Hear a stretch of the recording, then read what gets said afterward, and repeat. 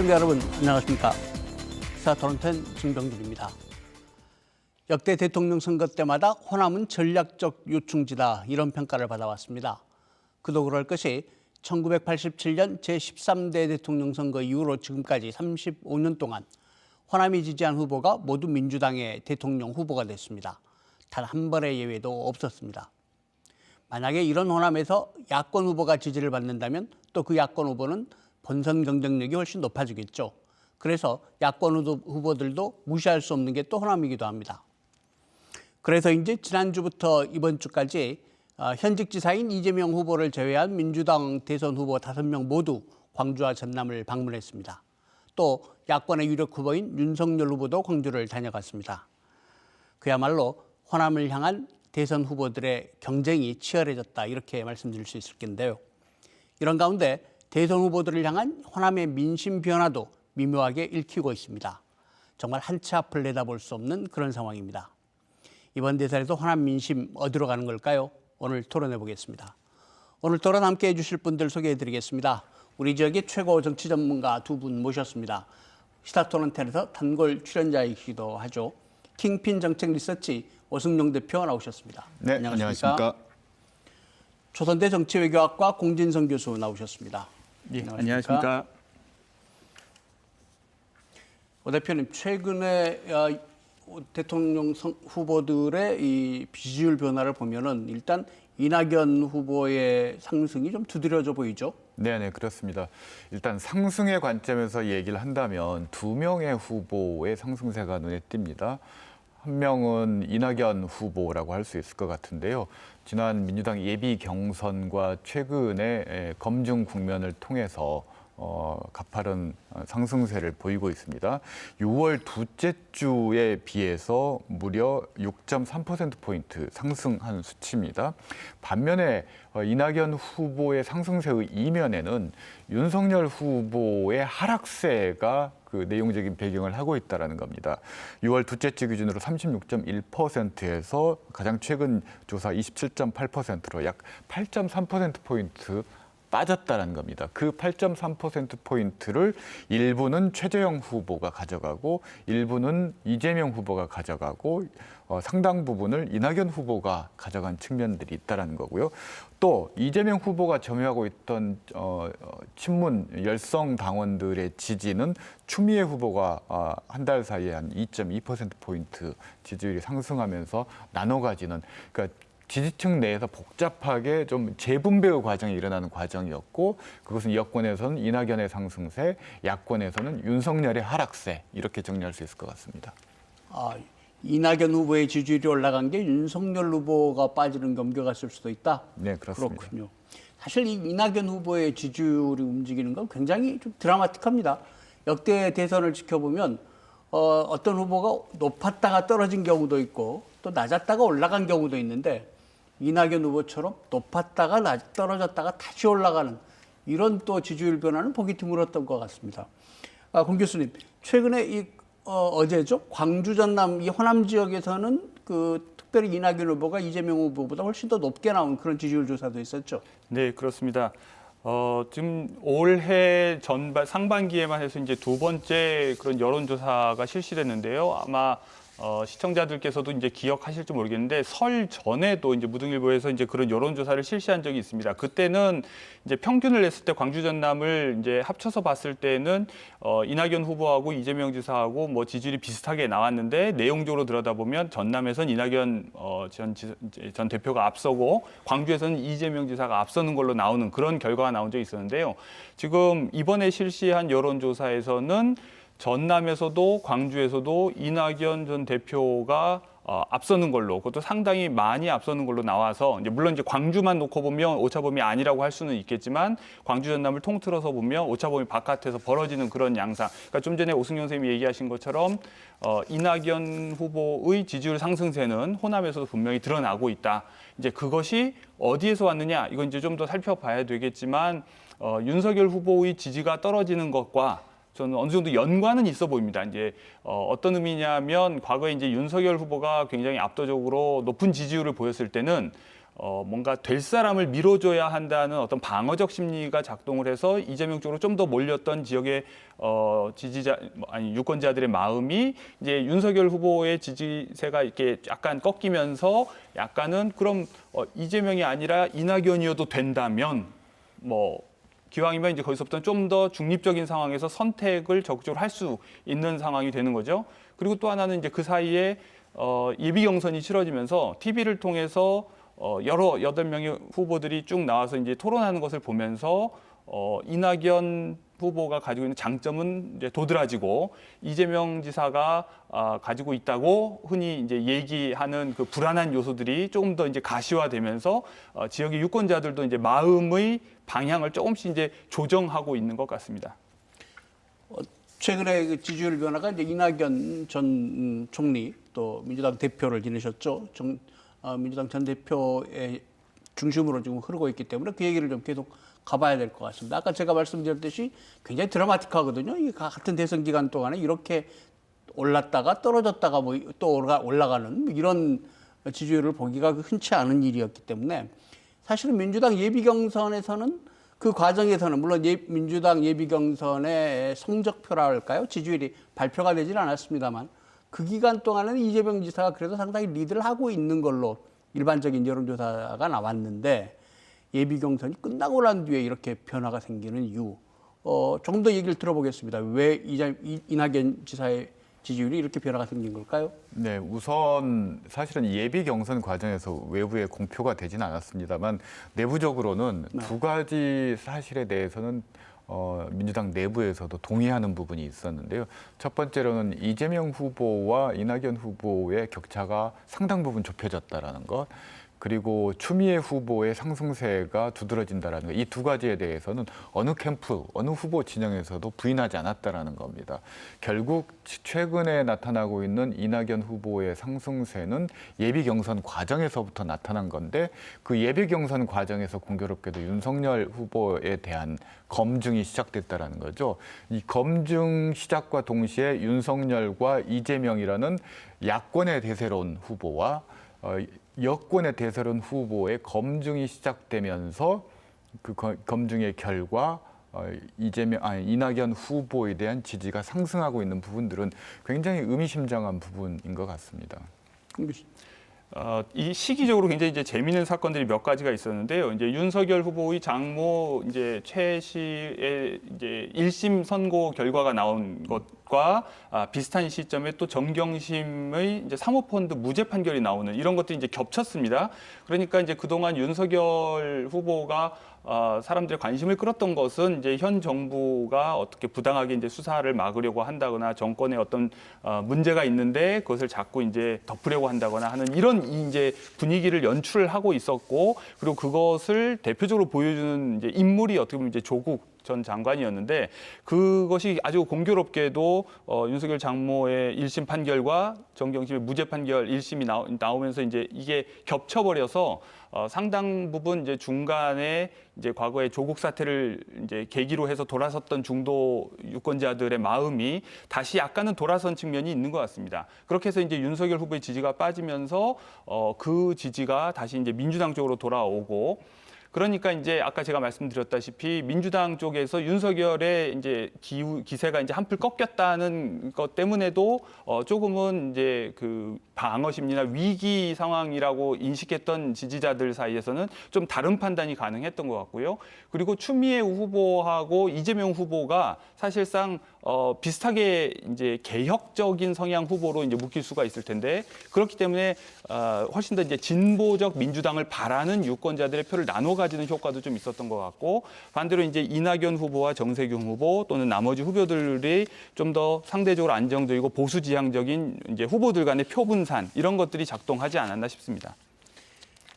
결국은 예비 경선을 거치면서 이낙연 후보가 상당히 상승했다 이렇게 봐야 될 텐데 어떻게 역으로 보면 이재명 후보가 조금 이른 게 아니냐 이런 판단들도 좀 가능할 것 같습니다. 뭐 만약에 윤석열 후보에서 빠진 게 왜 꼭 이낙연한테만 갔느냐, 이재명은 왜 그걸 가져가지 못했을까 이런 얘기도 가능하지 않습니까? 네. 예비 경선 과정에서의 이재명 후보의 어떤 평가 잠깐 하고 갈까요? 어떻습니까? 네. 그러니까 이재명 후보가 전혀 안 가져간 것은 아니었는데요.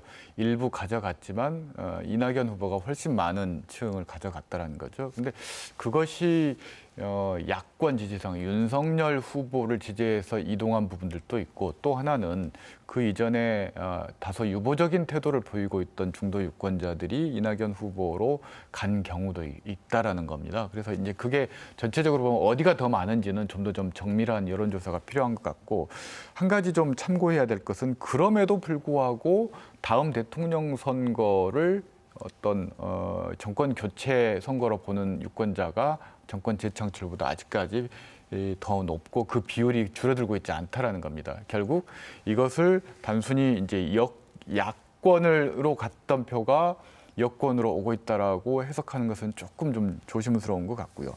일단 경선 부분들을 말씀을 드리자면은 이재명 후보가 두 가지 측면에서 조금 이낙연 후보에게 밀렸기 때문에 지지율이 빠진 것 같습니다. 우선은 프레임 대결에서 졌다라는 거죠.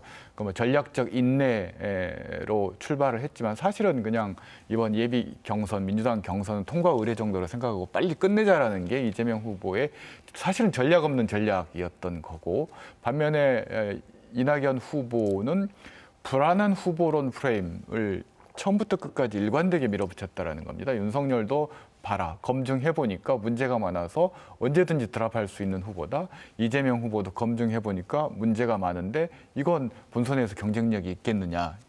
그런데 여기에 대응하는 이재명 후보의 대응이 다소 좀 신경질적이고 거친 대응들이 있다 보니까 그동안 이재명 후보에 대해서 조금 의구심을 가지고 있던 유권자들이 이탈하고 했던 그런 계기가 됐던 것 같고 또 하나는 이제 김부선 씨 관련 의혹 검증 과정에서 바지 발언 이건 굉장히 큰 타격을 줬던 것 같습니다. 그래서 전반적으로 보면 민주당 지지 성향 내에서 20, 30대 그리고 지역적으로 보면 호남과 충청 성별로 본다면 50대 이상의 여성 계층에서 이재명 후보 지지가 빠지고 이낙연 후보가 올라간 것들이 조사를 통해서 확인이 됩니다.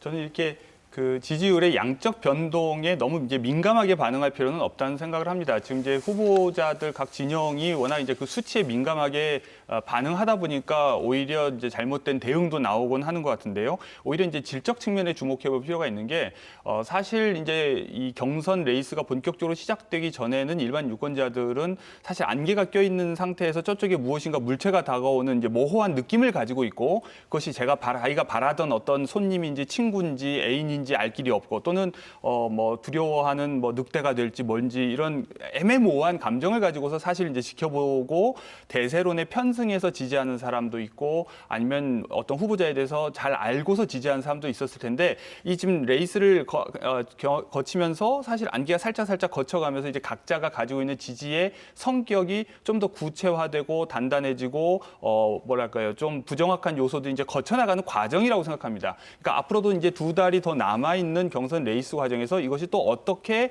변할지는 사실 미리 예단할 수는 없는 것이고요.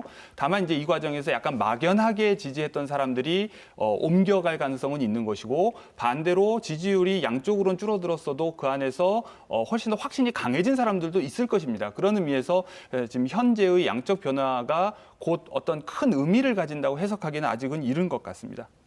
그런데 지난 민주당 예비 경선 과정을 지켜보면서 조금 실망스러운 것은 좀 걱정스럽다고 해야 될까요? 뭔가 정말 그 대선 주자들이면 국가 비전이라든가 정책이라든가 어떤 의제를 설정한다든가 이런 토론보다는 과거의 뭐 소소한 일들을 가지고 점검한다라는 주로 스캔들 위주의 토론이 진행이 됐다는 거. 그동안의 당내 경선에서는 잘 이러지 않았는데 그 좀 뭔가 수준을 지키고 금도를 지키는 그런 토론이었는데 이번 토론은 왜 이렇게 당내에서까지 거칠게 됐을까요? 일단 네거티브는 후보들이 가장 선택하기 쉬운 공부 안 해도 되는 거기 때문에 쉽게 쓸 수 있는 방법이긴 합니다. 그런데 이제 그 바꿔 이야기하면 과거 그 당시 한나라당이었던가요? 이명박, 박근혜 두 후보가 격돌했던 대선 후보 경선이 있었습니다. 네. 그때 뭐 사실은 BBK 문제부터 최순실 또 뭐 최태원 관련된 것들이 그 당시에 다 나왔던 것들이죠. 사실은 본선에서 야당 그 이후에 지금 현재 민주당 그때 나왔던 자료들을 그냥 거저먹고 공격의 어떤 재료로 썼던 전례가 있는데 그렇게 치열한 네거티브가 전개되는 이유 중에 하나는 그만큼 경쟁이 치열하다는 반증일 수도 있다라는 겁니다. 그래서 아마 민주당 경선 과정이 초기에는 어차피 대선 후보는 이재명, 뭐 어대명 이런 말이 나올 정도로 좀 다소 긴 빠진 경선이 될 거라고 했는데 상당히 이 경쟁이 치열하게 전개되고 있는 것 이런 것들이 아마 네거티브를 더 가중시킬 뭐 그런 요인이 된 것 같고 실제로 후보들의 준비 정도도 좀 따져봐야 될 것 같습니다. 그러니까 이재명 대표적으로는 이재명 후보인데요. 기본소득 관련 공약들을 본인 공약이 아니라고 말 바꾸기를 했다라는 거죠. 이건 굉장히 좀 치명적인 거라고 할 수가 있는데 그건 기본소득 공약과 관련돼서 재원 문제에 대한 공격 뭐 이런 것들을 피하기 위해서 아주 임기응변적으로 대응한 것인데 이게 결국은 뭐 지금 전환적 공적 성장이라는 1호 공약을 발표하긴 했습니다만 본인의 어떤 기존에 가지고 있던 어떤 공약 체계 전략 이런 것들을 전면 수정하는 단계까지 이르렀다는 거죠. 이제 그런 부분들이 이 경선 과정에서 어떤 정책, 국가 비전에 대한 토론이 되고 있지 못한 아주 비극적인 결론이라고 보여집니다. 뭐 자극적인 요소에 즉각적으로 반응하는 대중과 언론을 탓하기는 사실 이제 쉽죠. 그리고 이제 또 참모들도 그런 식으로 실시간으로 이제 나타나는 그 반응들에 민감하지 않을 수 없기 때문에 자꾸 후보들이 그렇게 흘러가는 것 같은데요. 아쉬운 것은 사실입니다. 그렇게 뭐랄까요 방어적으로 그리고 상대방한테 흠집내서 반사이익을 누리려고 하는 것보다는 훨씬 더 당당하게 자기를 지지하는 사람들에게 그 확신을 더 심어주는 쪽으로 내용을 더 적극적으로 알리는 시간을 만들면 좋을 텐데 그것은 우리가 이제 뭐 이상적으로 얘기할 수 있지만 또 현실이 그렇지 않다고 아마 지금 보시는 관계자들은 다 생각하실 겁니다. 그렇기 때문에 이제 아직 예비 경선 차원에서 뭐 불가피하게 그런 시행착오를 겪지만 이제 본 경선에서는 좀 더 나은 모습을 기대해 볼 수 있지 않을까 생각합니다. 본 경선이 예비 경선에 의해서 곧 이어질 거라고 생각했는데 갑자기 코로나가 4차 대유행에 들어가면서 이제 5주 동안 민주당 경선이 연기가 됐습니다. 그래서 상당한 공백, 한 달 가까이 넘는 공백이 생겼습니다. 이 공백이 생긴 게 후보들의 지지율에 어떤 변화가 있을 수 있을까요? 어떻게 보십니까? 애당초 그 민주당 경선 일정 연기하자라고 했을 때 이재명 후보가 반대했던 것은 본인에게 불리해서 반대했던 것은 아니었던 걸로 저는 알고 있습니다. 왜냐하면 이게 다른 후보들의 어떤 연합의 시도들을 좀 사전에 차단하고 그리고 빨리 끝내고 본선 준비를 하자. 그리고 정기국회에 본인의 공약에 맞는 입법과 그리고 예산을 확보하자 뭐 이런 적어도 3가지 정도 배경에서 했는데 일단 5주 연기가 되면서 많은 부분에 차질을 빚을 수밖에 없을 것 같은데 지금까지의 어떤 흐름들을 본다면 굉장히 네거티브가 심화될 것이 우려가 됩니다. 왜냐하면 5주 동안 아마도 검증 혹은 뭐 공식 비공식적인 수단들을 동원해서 상대방에 대한 어떤 검증의 이름으로 네거티브들이 가속화될 건데 이게 민주당 차원에서 오히려 본선에서 새로운 문제를 만들 수도 있는 것 같아서 당 차원에서 뭔가 좀 이건 좀 개입을 할 필요가 자제를 요청하고 개입을 할 필요가 있지 않을까라는 생각을 해봅니다. 저는 이 5주 동안 비어있는 시간 동안 대선 후보들이 좀 자기 공약도 좀 잘 다듬고 이런 시간이 될 거다. 혹시 이렇게 말씀하시지 않을까 기대를 했는데 검증이 더 거세지면서 네거티브가 더 심해질 거다. 그렇게 간다면 정말 걱정인데요. 그러니까 지금 벌써 이제 그 공식 경선 과정에서는 이제 공중파나 이 종편이나 이런 데에서 이제 시간을 정해서 규칙을 정해서 이제 정확하게 n분의 1씩 시간을 사용하면서 각자의 경견을 발표하지 않습니까?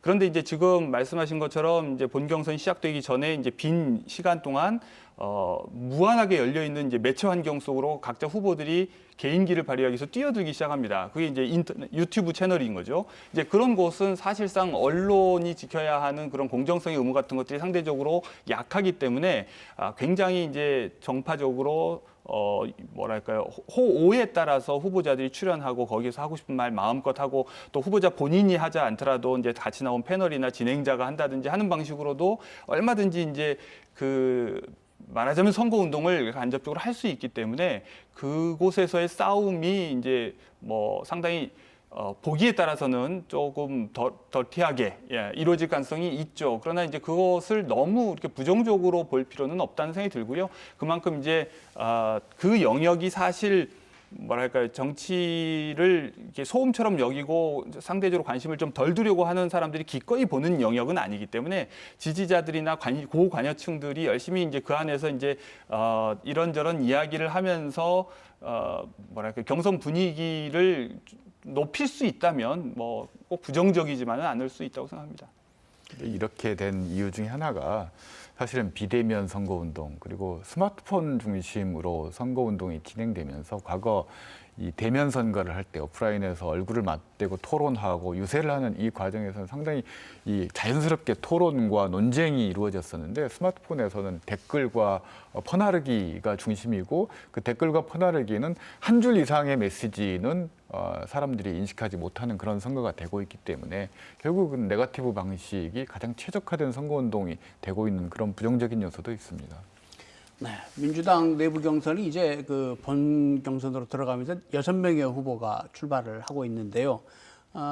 또 대선 과정에서 이렇게 후보들이 여러 분 계시다가 합종연행이라고 해서 이렇게 후보끼리 단일화도 하고 이런 것들이 또 하나의 관전 포인트가 되긴 하는데 오늘 정세균 전 총리가 얘기하신 거 보면은 일반적인 관측은 정세균 전 총리가 이낙연 전 총리하고 다 문재인 정부 아래도 총리를 또 지내신 분들이고 뭔가 호남 출신이고 유사한 게 있어서 단일화 가능성을 많이 예측을 했는데 오늘 광주에서 단일화 없다라고 분명하게 얘기를 하셨습니다. 그렇다면 지금 2강 체제를 갖춘 두 후보하고 나머지 4명의 후보 어떻게 앞으로 관계들이 진행이 될까요? 뭐 제가 먼저 말씀을 드리겠습니다. 우선 호남 후보 단일화에 대해서는 지역민들의 요구가 있는 것은 분명한 사실이고요. 특히나 전라남도 지역 같은 경우 호남 대망론 이런 부분들이 상당히 지금 작동을 하고 있고 그것이 이낙연 후보에 대한 지지로 이어지고 있습니다. 정세균 후보가 이른바 호남 후보 단일화 없다라는 거 발언하는 건 저는 당연하다고 봅니다. 왜냐하면 결선 투표제가 실시되기 때문에 단일화를 해야 될 이유가 없습니다.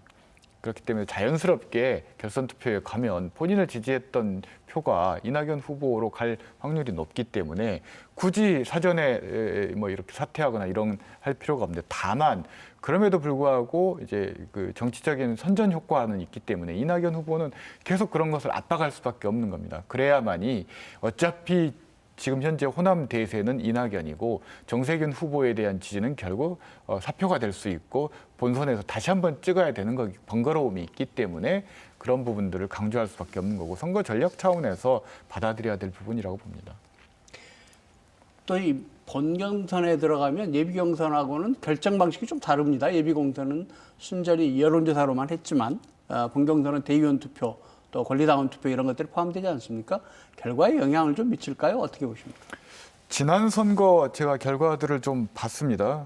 전체적으로 봤더니 그러니까 순회 경선을 지난 선거에는 호남권부터 쭉 시작을 했었거든요. 호남권, 충청권, 영남권, 수도권 뭐 이런 순으로 쭉 했는데 이번은 대전 충남부터 시작해서 서울로 이어지는 호남이 중간에 딱 끼어 있다라는 겁니다. 즉 이제 그게 이제 지난 그 지난 대통령 선거에서의 일종의 교훈이라고 할 수 있을 것 같은데 호남이 초반에 어떤 후보를 결정하면 이 경선이 끝나버린다라는 겁니다. 그래서 흥행도 떨어지고 김도 빠지고 그래서 이제 그 절충안으로서 최대한 뒤로 미루는 방식으로 지금 하게 된다라는데 우선 첫 번째 변수가 되는 것은 호남 유권자의 표심이 여전히 막강하다라는 겁니다. 지난 문재인 후보를 뽑았을 때 19대 대선 당시에 호남의 유권자가 24만 2,111명이었습니다. 투표했던 유권자, 호남 유권자면 선거인단에 참여했던 유권자.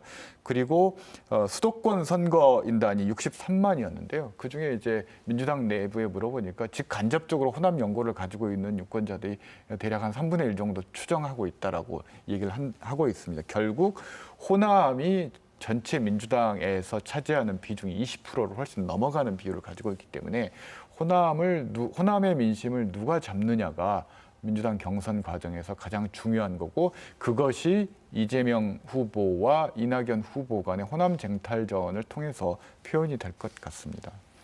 지금 이제 그 당원 수보다 훨씬 많은 선거인단이 이제 지난번 말씀하신 이제 대선에서도 참여를 했고 뭐 200만이 넘는 수였죠. 그래서 이번에도 200만을 넘는 이제 선거인단을 모집할 목표를 세웠는데 만약에 이제 그렇게 선거인단 규모가 당원 규모를 훨씬 상회하는 정도로 많아지면 분명히 그 당원 내부에서도 사실 이른바 열성 당원이라고 하는 사람들의 수는 작을 수밖에 없는데 훨씬 그보다 많은 선거인단이 참여하기 때문에 뭔가 단순히 조직 선거가 이 결과를 좌우한다고 얘기할 수는 없을 것 같습니다. 그러니까 바람의 영향도 훨씬 클 거고 예상하지 못한 변수도 있을 가능성이 있죠. 그런 의미에서 이제 본 경선에서 이제 선거인단은 대부분 이제 물론 동원해서 모집된 선거인단도 있겠지만 실제로 투표까지 참여한 사람들은 굉장히 이제 자발적인 사람들이고 고관여층이기 때문에 민주당의 후보로서 누가 적합한지를 둘러싸고 앞으로 이제 경선 과정을 지나면서 계속해서 고민을 할 테고 그리고 그 결과로 나오는 것은 단순히 이제 뭐랄까 기존의 이제 지역의 어떤 후보를 뽑을 때 뭐랄까요 지역 위원장들이 동원할 수 있는 조직세하고는 좀 다를 수 있겠다는 생각이 듭니다.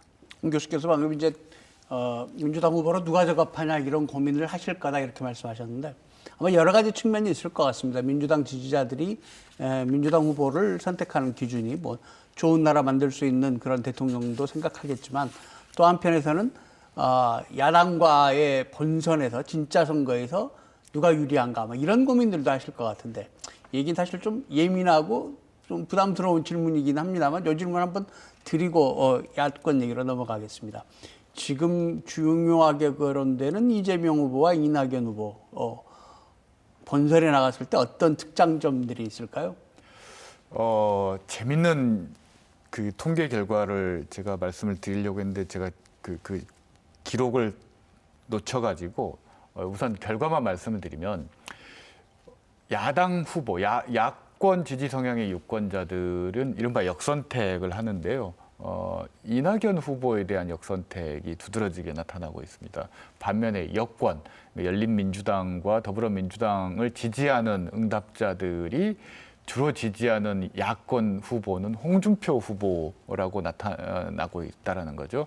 바꿔 이야기하면 야권을 지지하는 유권자 입장에서는 여권의 후보가 누가 됐을 때 제일 유리할까를 생각하는데 이낙연 후보라고 인식하는 경우가 많다라는 거고 여권 후보 입장에서는 지금 뭐 야권에서 지지율이 높은 윤석열보다는 홍준표 후보 정도가 됐을 때 아마 가장 정권 재창출의 가능성을 늘릴 수 있을 것이다라는 그런 판단들을 하고 있는 것 같은데 결국 이게 아마 우리나라 여권과 야권으로 나누어진 여론 지형에서 본선 경쟁력에 대한 가장 직관적인 표현이라고 봅니다.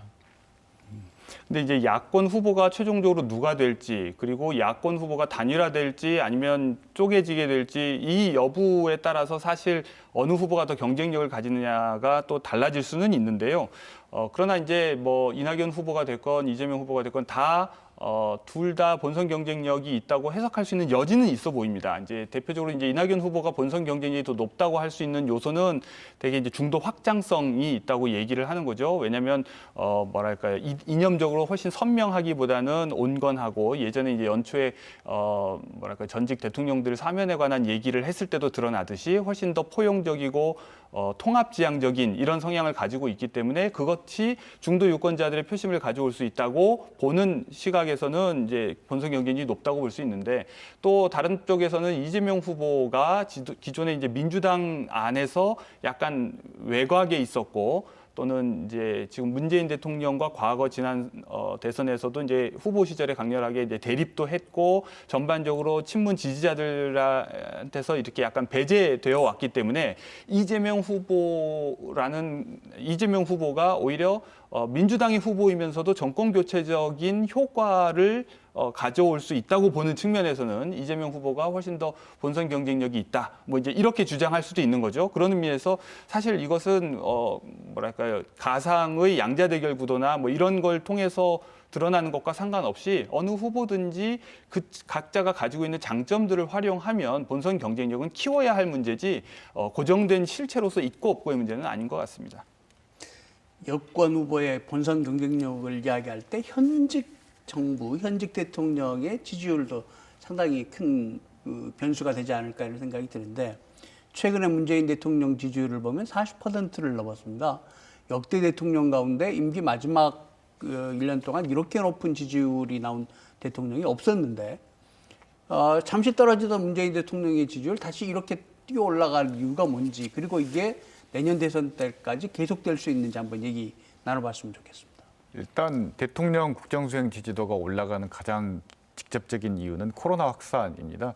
그러니까 역대적으로 보면 30% 중반대까지 이번에 코로나 재확산되기 전까지 떨어졌었는데 방역 조치가 강화되면서부터 지지율이 국정수행 지지도가 오르기 시작해서 지금 40%를 돌파한 겁니다. 이게 역으로 이야기하면 사실은 지금 현재 문재인 대통령에 대한 높은 40%를 넘어서는 국정수행 지지도를 근거로 대선을 예측하면 안 된다라는 겁니다. 저는 이제 두 가지 사실에 주목하는데요. 첫 번째, 민주당으로서는 다소 좀 불리한 결과인데 내년 대선을 정권 교체 선거로 보느냐 아니면 정권 재창출로 보느냐 하면 여전히 정권 교체 쪽이 높습니다. 그런데 지금 현재 여야 민주당을 포함한 여권 후보군과 야권 후보군의 지지율 각각의 후보들이 얻었던 지지율을 다 합했을 경우에 야권 후보가 앞서지 못합니다. 이게 굉장히 모순적인 상황이라는 거죠. 즉, 그 말은 뭐냐면은 내년 국회의원 선거를 전망하는 데 있어서 정권 교체냐 정권 재창출이냐에 있어서 빠져있던 무응답층들이 후보를 물어봤을 때는 응답을 하고 있기 때문에 이런 결과들이 나타나고 있는 거거든요. 결국 민주당이든 여권이든 야권이든 내년 대선에서 이 기본적인 구조 속에서 승리를 위해서는 최대한 어떤 외연을 확장할 수 있는 후보군과 선거 대응 뭐 이런 것들이 필요할 것 같습니다. 아마 그런 측면에서 지금 그 외연 확장을 위해서 윤석열 후보가 국민의힘 입당을 늦추고 지난주에 또 광주를 다녀갔고 이런 행보를 하고 있는데 그런데 지금 윤석열 후보의 지지율이 예전보다 상당히 빠졌고요. 또 호남에서 특히 많이 빠지고 있는 것 같습니다. 한때 두 자릿수를 훨씬 넘었는데 한 자릿수를 보이는 여론조사들이 나오기 시작했고요. 어떻게 봐야 할까요? 윤석열 후보의 행보? 그러니까 이게 정권 교체를 바라는 여론이 좀 더 많다고 말씀하셨다시피 호남에도 정권 교체를 바라는 유권자들은 있거든요. 그런데 이제 그 유권자들이 선택할 지금 후보자 선택지를 제대로 이제 못 찾고 있는 상황이었습니다. 그런데 이제 윤석열 후보가 그 선택지가 되어줬기 때문에 호남에서도 점점점 이제 이 사람을 통해서 뭔가 호남에서도 다른 변화의 가능성을 모색해 볼 수 있겠다고 생각한 사람들이 이제 선택을 하다가 이제 아까 말씀드렸던 어떤 문제들이 자꾸 이제 불거지면서 서서히 이제 조정되고 있는 거죠. 그러니까 지난번 대선에서 이미 우리 지역에서 한 40% 가까이는 이제 민주당이 아닌 후보를 선택했습니다. 그러니까 이제 이 비민주당을 선택한 유권자들은 뭔가 어떤 적극적으로 자신이 선택할 대안을 찾고 있는데 그 마땅한 대안과 명분을 누가 제공할 수 있느냐. 그러니까 이제 특히 제가 주목하는 것은 이제 호남의 이제 비민주당 지지 성향에서 이제 한 10% 정도 국민의힘이나 이제 박근혜 후보를 찍었던 사람들 제외한 한 30%의 유권자들은 대안을 원하지만 동시에 명분이 있어야 된다고 생각합니다. 그래야 이제 함께 살고 있는 호남의 이제 민주당 지지하는 이웃들과의 관계에서 뭔가 자신 있게 내가 그 후보를 찍거나 그 정당을 찍는 이유를 얘기할 수 있는데 윤석열 후보가 마치 그런 대안이 될 수 있을 것 같다가 지금 자꾸 약간은 조금 떳떳하지 못하게 하는 요소들이 자꾸 드러나고 있죠. 그런 의미에서 이 호남의 비민주당 지지 유권자들뿐만 아니라 전국에 있는 야권 지지 성향의 유권자들도 지금 약간 아직 갈 곳을 확실하게 정하지는 못한 상태에서 구체적으로 어떤 후보가 나오느냐, 그러니까 후보 결정 여부가 아직 굉장히 불확실한 상황인 것 같습니다. 공 교수께서 이제 지난 대선에 호남 유권자 40%가 민주당 아닌 쪽을 선택했다고 하셨는데 이건 이제 안철수 후보를 아마 말씀하고 계신 것 같은데 이번 대선에서 윤석열 후보가 지난 대선에 안철수 후보와 같은 위치를 차지할 수 있을까요? 어떻게? 제가 안 그래도 그 말씀을 드리려고 하던 찰나였는데요. 지금 윤석열 후보와 최재형 후보는 비슷한 것 같지만 굉장히 다른 행보를 걷고 있고 이것이 선거 결과에 큰 차이로 나타날 거라고 저는 보여지는데요. 우선 윤석열 후보는 중도 확장을 위해서 제3지대에 가능하면 세력화를 하고 지지 외연을 넓히기 위한 노력들, 행보들을 하고 있다는 거죠. 그리고 제3지대 세력화를 통해서 제2지대 야권 원내 일당과의 선거연합 혹은 통합하겠다라는 거고 이건 제2지대 중심, 정당을 중심으로 본인의 세력화를 한 다음에 3지대 중도로 확장해가는 최재형의 방식과 완전히 다르다는 겁니다. 윤석열의 방식은 과거 안철수의 방식이고 결과적으로 실패했던 길이고 지금 최재형의 방식은 YS의 방식이고 결과적으로 승리했던 길이라는 건데 물론 지난번에 실패했으니까 이번에도 실패할 거라고 단언할 수는 없지만 사실 정당이 가지고 있는 전국적인 조직망과 세력, 자원의 힘을 무시할 수는 없다라는 겁니다. 근데 윤석열 후보의 행보는 3지대 정당을 만드는 것도 아니고 그렇다고 세력화를 위해서 또 다양한 네트워크를 구축하는 것도 아니고 개인 중심으로 선거를 하고 있는데 이게 과연 대선이라는 큰 선거에서 얼마나 효율적일까? 약간 지금 과거 안철수 현 국민의당 대표가 보였던 정치에 대한 좀 안이한 사고, 반정당주의적인 사고, 반정치주의적인 인식 이런 것들이 윤석열 후보에게도 좀 남아있는 거 아닌가. 이건 굉장히 큰 위험 요인을 만들 거라고 봅니다. 그러니까 그런 유권자 집단이 상당수가 있는 것 같습니다. 이제 그 중도 성향이라고 표현될 수 있지만 사실은 강한 정치적 이념적 지향이 없는 유권자 집단들이 계속 그런 자신들의 반정치적 성향에 부합하는 인물들을 호출하는 거죠. 그런데 이제 그 호출을 어떤 적극적 지지로 착각하고 응답하는 이 정치인이 이제 정작 그 자신이 이제 응답하고 나왔지만 유권자들이 책임져 주지 못하는 상황에서 안철수의 경우에는 이제 장시간 사실상 이제 표류하고 있는 것처럼 보이고 윤석열 후보도 말씀하신 것처럼 그 전철을 밟을 가능성이 굉장히 이제 높아 보이는데 그것이 이제 계속되는 이제 정치적인 행보로 갈 것인지 아니면 이번 대선 일회적인 에피소드로 끝나고 말 것인지도 한 가지 이제 궁금한 사항이기는 하죠. 그러나 이제 제가 보기에는 그 윤석열 후보가 가지고 있는 어떤 의지가 그렇게 이렇게 반기문 후보 정도로 약하지는 않아 보입니다. 그렇기 때문에도 입당을 가능하면 늦추거나 안 하려고 하는 것으로 보이고 최종적으로 본선에 진출하기 위해서 지금 이제 대선 행보를 하고 있는 것이 아닌가. 다만 이제 여기서 이제 지지가 어느 정도까지 뒷받침해 주느냐에 달려 있는데 결국 이제 그 지지가 굉장히 견고하게 오래 지속되는 경우에는 본인이 단일한 야권 후보가 될 수도 있지만 동시에 야권 통합을 가로막는 어떤 걸림돌로 작용됨으로써 뭐랄까 강한 반발에 부딪히고 또 여당에게 훨씬 유리한 구도를 만드는데 기여하는 어떤 역설적 현상도 나타날 거라고 봅니다. 네, 두 가지 문제가 있는데요. 윤석열 후보의 접근법이 지나치게 낭만주의적 접근이라는 겁니다. 예컨대 제3지대에서 지금 윤석열 후보의 기본적인 구상을 제가 짐작하기에는 제3지대에서 11월, 적어도 12월까지 세력화를 한 다음에 국민의힘 후보와 단일화를 해서 통합이든 이런 과정을 거친 다음에 대선에서 승리한다라는 지극히 자기중심적인 낭만주의적인 계획을 가지고 있고 또 그것이 성공하기 위해서는 치밀한 어떤 선거 운동이 이루어져야 되는데 그것도 또 이상한 게 말과 행동이 다르다라는 겁니다. 중도 외연을 확장한다면서 내놓는 메시지는 철저하게 보수 유권자에 부합하는 메시지만 내놓고 있고 예컨대 국가 비전이라든지 현실의 민생 문제를 해결하는 중도 유권자의 어떤 부응하는 메시지는 없다라는 겁니다. 즉 중도를 확장한다면서 메시지는 보수 유권자에 최적화된 메시지만 낼 경우 계속 이런 불화가 생기고 지금 현재 지지율이 빠지고 있는 현상들이 결국 그런 미스매치에서 나오고 있는 거죠. 윤석열 후보가 만약에 제3지대로 계속 가느냐 또는 국민의힘으로 입당을 하느냐에 따라서 호남의 유지는 상당한 차이를 나타낼 수 있다 이렇게 생각이 들거든요. 뭐 이건 윤석열 후보 본인한테 물어야 될 질문이긴 합니다만 윤석열 후보가 마지막에 가서는 국민의당에 입당을 할까요? 어떻게 보십니까?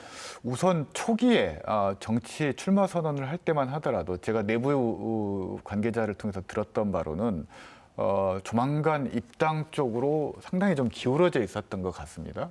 근데 뭐 여러 가지 내부 혼선이 좀 왔던 것 같고 지금은 11월, 12월까지 제3지대에 머무르면서 계속 세력을 확장한 다음에 통합을 하겠다라는 건데 통합이 무엇인지에 대해서 본인이 설명을 못하고 있습니다. 이게 통합이 되기 위해서는 당대당 통합을 해야 그게 통합인데 당과 정치 세력, 임의단체도 안 되는 정치 세력이 통합한다라는 게 굉장히 좀 어불성설이라는 겁니다. 그리고 후보를 하나로 하더라도 현행 선거법상 국민의힘이 윤석열 후보를 지원하기가 굉장히 곤란한 상황이라는 겁니다. 그래서 그런 부분들, 초보적인 정치관계법에 대한 검토도 제대로 안 하고 있는 거 아닌가라는 생각이 듭니다.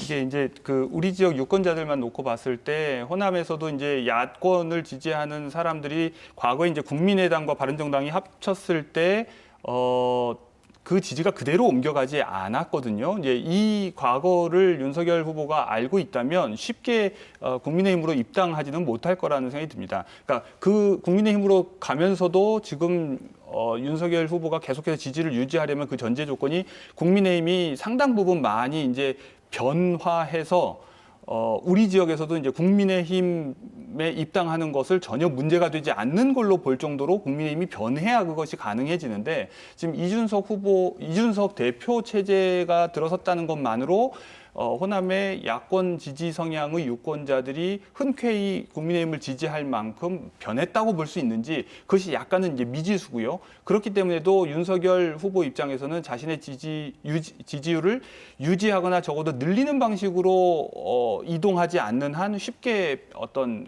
첫 위치를 결정하지는 못할 것 같습니다. 이번 대선에서 또 야권 후보들의 특징 중에 하나는 문재인 정부에서 공직자로 있었던 분들, 그 대통령이 임명했던 공직자들이 세 분이나 지금 야권으로 가서 대통령 후보 하겠다, 뭐 이런 분위기거든요. 뭐 다들 아시겠지만 윤석열 전 검찰총장, 그 다음에 최재형 전 감사원장, 그리고 김동연 전 경제부총리까지 이건 어떻게 이해해야 할까요? 우선 김동연 전 경제부총리는 본인이 명시적으로는 삼지대에 남겠다라고 얘기를 했고 야권이라기보다는 결국은 여권과의 어떤 선거 연합이 됐건 뭐 이런 걸 좀 염두에 두고 있는 것 같습니다. 제가 그런가요? 뭐 조정원 의원이나 이렇게 개인적으로 직접 물어봤는데 그렇게 응답을 하고 있습니다. 그래서 일단 김동연 전 총리의 경우에는 좀 유보하더라도 최재형 감사원장이라든지 윤석열 검찰총장의 정치적 중립성과 관련된 그런 부분들, 비판받아야 될 부분들은 뭐 이건 변명의 여지가 저는 없다라고 생각을 하고요. 그게 사실은 중도 유권자들이 어떻게 판단해 주느냐가 관건일 것 같습니다. 보수 유권자들은 전혀 그걸 사실 문제 삼지 않을 거고요. 그걸 문제 삼을 만한 유권자층들이 그걸 어떻게 받아들이냐가 관건일 것 같고, 근데 좀 더 좀 근본적으로 따져봐야 될 것은 민주당은 사실은 그 지점에서 변화, 반성 뭐 이런 부분들이 좀 필요할 것 같은데요. 사실은 여러 문제점들이 있었다라는 것을 그걸 통해서 좀 받아들여야 된다라는 겁니다. 검찰 개혁 과정에서 나타났던 일부 문제들, 그리고 감사원